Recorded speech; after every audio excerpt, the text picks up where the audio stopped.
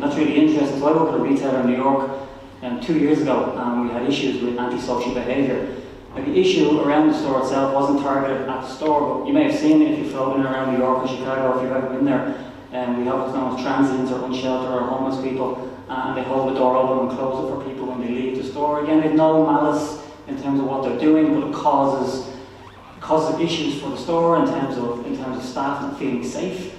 These individuals had their friends with them, so they were hanging around outside the store, and it just gave an unsavoury look to the store. The store had taken it upon themselves outside of their budget to put a physical security guard in. Of course, the individual that was opening and closing the door was maybe making $150 a day, so he saw the security officer as somebody that was going to take his livelihood away from him. So straight away became an issue of agitation, aggression, and an even more serious issue for the store. So based off the threat assessment, the vulnerability assessment, and the risk assessment, we looked at a redesign of this particular store.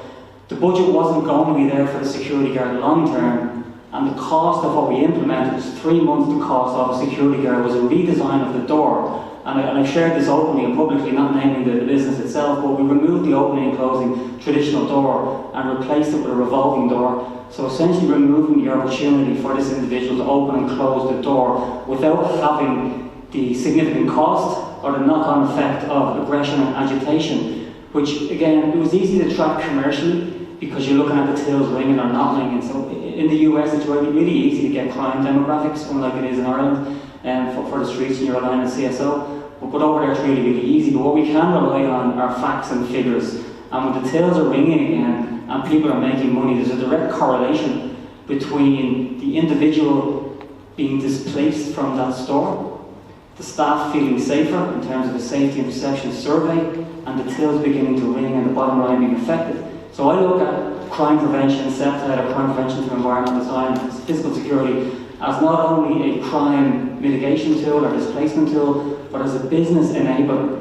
So when you create safer spaces, safer environments, your customers feel safer, linger longer, your staff remain in their positions or in their jobs, and you're far more likely to recruit new staff because the people that weren't travelling to that store to make purchases before are now returning because they feel safer shopping in the store. If you go into a pub in certain parts of the country, in certain parts of Dublin, and you see sawdust on the ground, for me that's a concern. It's not for any other reason than for potential health safety or because the pub is synonymous with acts of violence, and that's the reason that they have sawdust on the ground.